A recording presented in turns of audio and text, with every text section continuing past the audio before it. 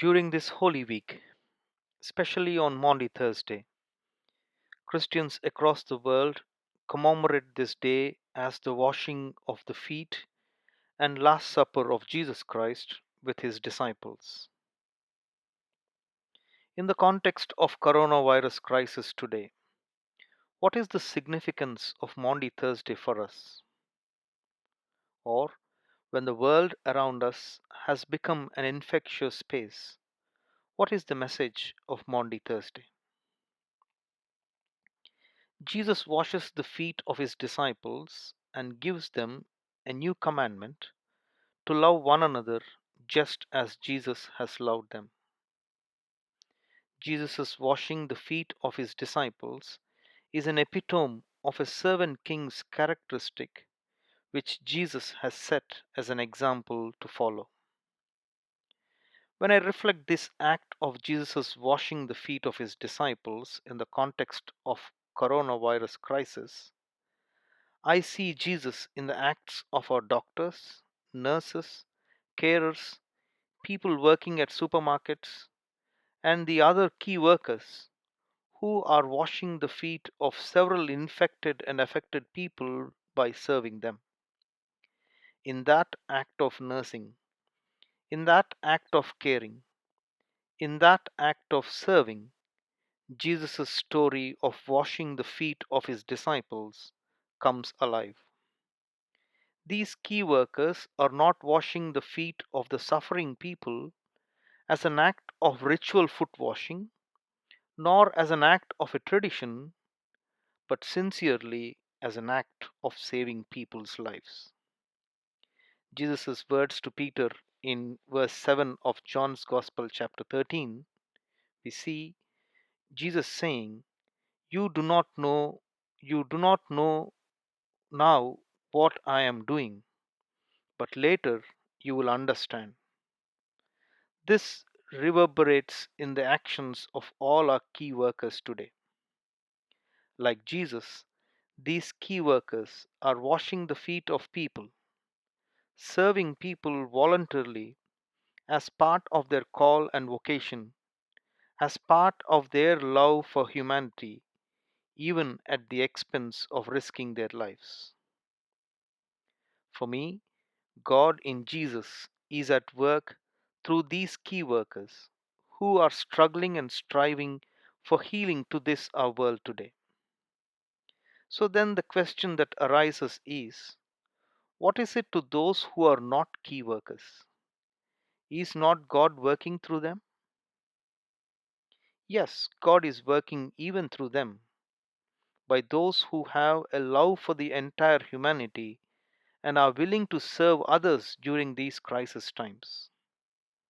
In a context when washing of hands is emphasized time and again during this coronavirus, washing the feet of others can mean offering care to the creation and to the humanity.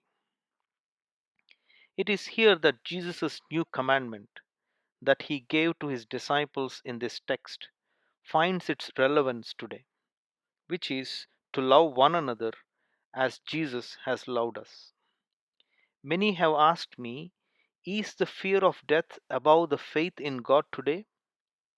There is no easy and straight answer to it, but faith in God helps us to understand that God is journeying with us in our uncertainties and striving to heal this world. My faith is there is no place or situation where God's presence is absent. For me, God is present everywhere and every time. And God's presence comes even more forcefully during these times of our crisis. So when we are asked to stay at home during this time, this is an expression for us to show our love for our humanity and creation, so that the virus is contained and the chain of this virus is broken. I do understand the social and mental well being issues linked up with such isolation. But even Jesus would have done the same and would have reached to people in his own different ways. So, love for one another at a time like this is to stay at home and help contain this virus. By not listening to such a call and by being careless, it, we are not following the commandment of Jesus. In recognizing that the world around us has become an infectious space, mere repetitions of what we have always done, like foot washing of other people at churches and now at homes, and partaking in holy communions, might not be sufficient, for by repeating the same rituals at a crisis times like this, we as faith communities might be putting the relevance of the gospel of Jesus Christ at risk. By repeating things we have always done, are we in a way discounting the fact that the world around us has become an infectious space? When the world around us is changing, should not our faith imaginations and interpretations change? Reimagining the words and acts of Jesus for our times today is a way forward to keep our faith in Jesus.